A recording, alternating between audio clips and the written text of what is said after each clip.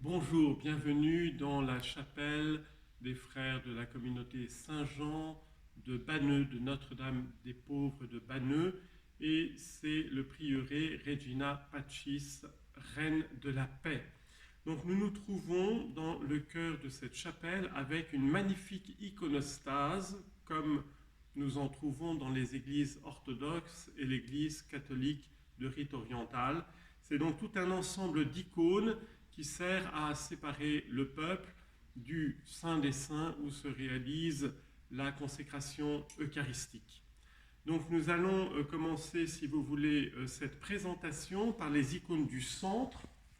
Nous avons ici bien sûr le Christ tenant dans sa main le Saint Évangile, à sa gauche sa Sainte Mère avec l'enfant Jésus, et de part et d'autre nous avons l'archange Saint Gabriel à droite et l'archange Saint Michel à gauche. Ensuite, une représentation de la passion du Christ à l'extrême droite. Et à l'extrême gauche, nous avons Saint Jean le théologien. Alors au-dessus, donc tout en haut, nous avons le Christ en gloire, siégeant en gloire, avec le dernier commandement qu'il a laissé à ses apôtres et à tous les chrétiens, son seul commandement, aimez-vous les uns les autres comme je vous ai aimé. À ceci, tous vous reconnaîtront pour mes disciples, à l'amour que vous aurez les uns pour les autres. Et puis de part et d'autre du Christ en gloire, là-haut, nous avons Saint Jean le Baptiste à droite, la Vierge Marie à gauche, Saint Gabriel et Saint Michel de nouveau de part et d'autre, et puis les apôtres Saint Pierre à gauche, Saint Paul à droite. En correspondance ensuite, nous avons Saint André, Saint Thomas, et puis les pères de l'Église, Saint Basile le Grand et Saint Jean de Damas à l'extrême gauche, et à droite Saint Jean Chrysostome et Saint Benoît, le père des moines d'Occident. Si nous descendons au deuxième niveau, nous avons ici au centre la transfiguration du Christ. Nous voyons donc le Christ transfiguré, un événement qui a été relaté par les évangiles. Le visage, Jésus monte sur le mont Tabor avec ses trois disciples les plus proches, Saint Jean, Saint Jacques et Saint Pierre, qui sont représentés au bas. Et lorsque le Christ se met à prier, voilà que descend du ciel une nuée éblouissante. Descendent du ciel Saint Moïse et Saint Élie qui s'entretiennent avec le Christ de sa passion. Le visage de Jésus est devenu resplendissant comme le soleil, ses vêtements blancs comme la neige. Les apôtres sont un peu terrorisés par toute cette gloire. Et le ciel se déchire, une voix se fait entendre et le Père éternel dit « Celui-ci est mon Fils bien-aimé qui a toute ma faveur, écoutez-le ». Ensuite, à gauche, nous avons le baptême du Christ, où de la même manière, au tout début de la vie apostolique de Jésus, le ciel s'est déchiré lorsque Jésus est remonté des eaux de son baptême par Jean le Baptiste. Le Saint-Esprit descend sous la forme d'une colombe et la voix du Père se fait entendre. De la même manière, celui-ci est mon Fils bien-aimé qui a toute ma faveur.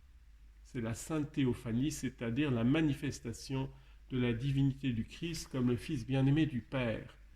De l'autre côté, nous avons l'entrée triomphale de Jésus à Jérusalem, monté sur un ânon le petit d'une ânesse. C'est la seule fois où, juste avant sa passion, Jésus est proclamé roi et Messie, où Jésus accepte d'être reconnu comme le Messie d'Israël.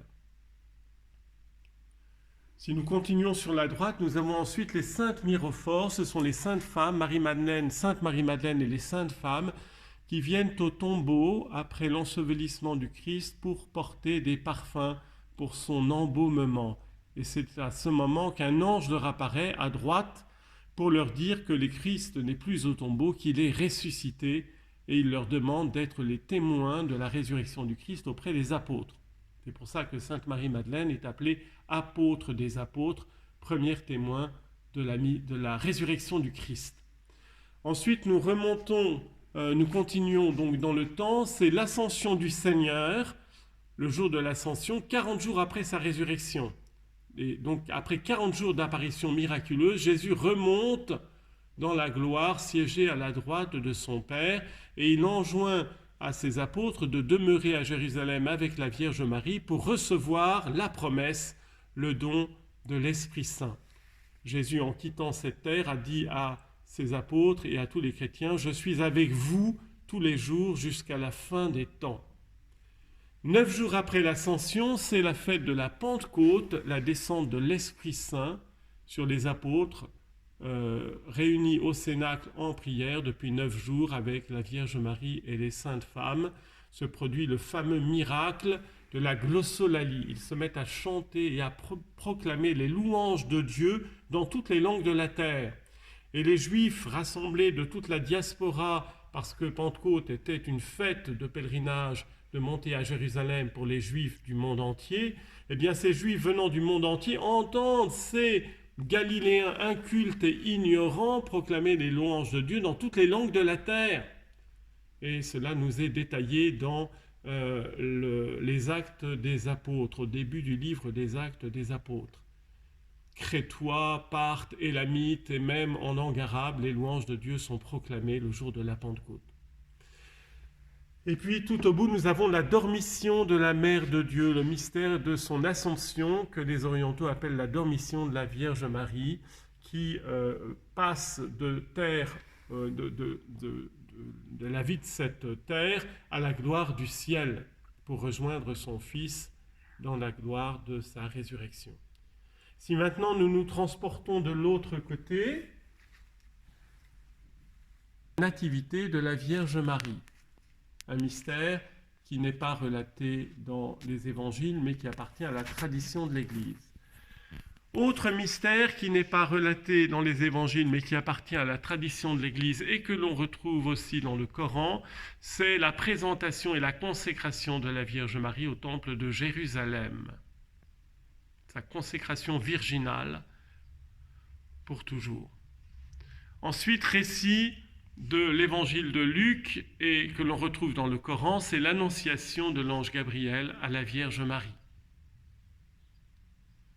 Ensuite, icône suivante, c'est la nativité de Jésus. Donc la Vierge Marie accouche dans une grotte dans la plus grande pauvreté du roi des rois et seigneur des seigneurs qui doit accomplir toutes les prophéties messianiques. Les petits bergers et les anges étant les seuls témoins de cette venue du Christ dans notre monde. Ensuite, nous avons la présentation de Jésus au temple de Jérusalem. Le vieillard Siméon prend l'enfant Jésus dans ses bras. Il y a derrière lui Sainte Anne, qui était une sainte femme prophétesse dans le temple de Jérusalem. Donc le vieillard Siméon prend l'enfant dans ses bras et il dit à ses parents, « Voici que cet enfant sera établi comme un signe de contradiction pour la chute et le relèvement d'un grand nombre en Israël. » Puis il se tourne vers sa mère, la Vierge Marie, et il prophétise, « Et toi-même, un glaive te transpercera l'âme, afin que soient révélées les pensées secrètes d'un grand nombre de cœurs. » Cette prophétie va se réaliser à la croix. Lorsque Jésus aura le cœur transpercé, eh bien, la Vierge Marie vivra cette blessure du cœur du Christ au plus intime de son âme et de tout son être, offrant l'agneau pour le salut du monde au Père éternel. Ok. Donc, sur le panneau de gauche de cette iconostase, nous avons au centre la Vierge Marie, mère du Christ. Nous avons en bas des prophètes de l'Ancien Testament, le prophète Agé, avec ce verset de son livre prophétique, « La gloire à venir de ce temple dépassera l'ancienne ». Deuxième personnage, figure prophétique, le prophète Zacharie, avec cette prophétie, « Voici que ton roi vient à toi, il est juste et victorieux, humble, monté sur un âne. » Le prophète Zacharie prophétise ici l'entrée triomphale de Jésus à Jérusalem que nous avions vu sur le panneau central. Ensuite, le prophète Malachie. Citation, « C'est aux lèvres du prêtre de garder le savoir, c'est de sa bouche qu'on recherche l'enseignement. » Ensuite, le prophète Jonas. « Le Seigneur ne veut pas la mort du pécheur, mais qu'il se convertisse et qu'il vive. » Ensuite, le prophète Joël. Tous ceux qui invoquent le nom du Seigneur seront sauvés. Enfin, le prophète Daniel. Voici venant sur les nuées du ciel comme un fils d'homme, il s'avança jusqu'à l'Ancien. Si nous remontons au-dessus, nous avons le roi prophète David, avec cette citation du psaume, « Le Seigneur est mon Seigneur, je ne manque de rien ». Ensuite, le prophète Moïse est le législateur qui reçoit les 2 tables de la loi des 10 commandements, dont le premier est « Shema Israël Adonai Eloheinu Adonai Echad ». Écoute Israël, le Seigneur notre Dieu est l'unique. Ahavta Adonai Elohecha bechol nafshecha uvechol libbecha uvechol meodecha. Tu aimeras le Seigneur ton Dieu de tout ton cœur, de toute ton âme et de toutes tes forces. Commandement de l'adoration du Dieu unique. Ensuite, nous avons Saint Jean le Baptiste, avec ses paroles de sa prédication, « Aplanissez les chemins du Seigneur », citation du prophète Isaïe, reprise par Saint Jean le Baptiste. Et puis, nous avons le roi prophète Salomon. La sagesse s'est bâtie une demeure. Le roi prophète Salomon, fils du roi David, a reçu la révélation de plusieurs psaumes, du livre des psaumes, mais aussi tous les livres sapientiaux de la Bible, avec le sommet, le cantique des cantiques, lui ont été attribués. Si je remonte plus haut, il y a encore une autre série de prophètes de l'Ancien Testament, le prophète Ézéchiel, avec ce verset, « Je vous donnerai un esprit et vous vivrez ». Ensuite, le prophète Jérémie, « Que soit agréé »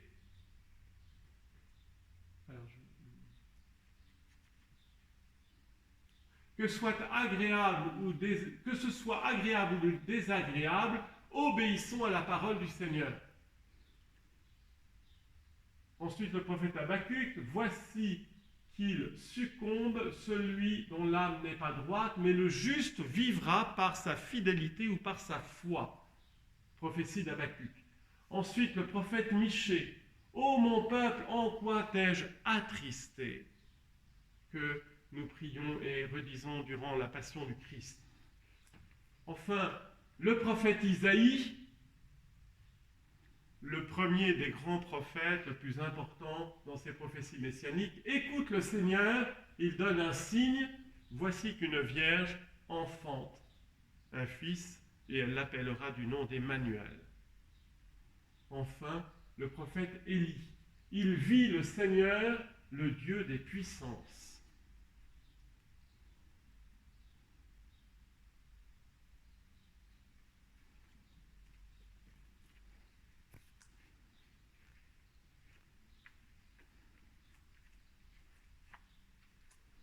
Et nous avons ici à l'extrême donc l'archange Saint Gabriel, en dessous Saint Jean le théologien qui reçoit la lumière de la révélation et qui la transmet à Saint Procore qui reçoit de Saint Jean le prologue. Au commencement était le Logos. Dans le principe était le Logos était auprès de Dieu et le Logos était Dieu, unique engendré du Père, demeurant dans le sein du Père. Ensuite, nous avons Saint Luc en train de rédiger son évangile. Et nous avons en haut la Vierge Marie recevant l'Esprit Saint lors de l'Annonciation, l'Esprit Saint qui a conçu l'humanité sainte de Jésus dans ses entrailles.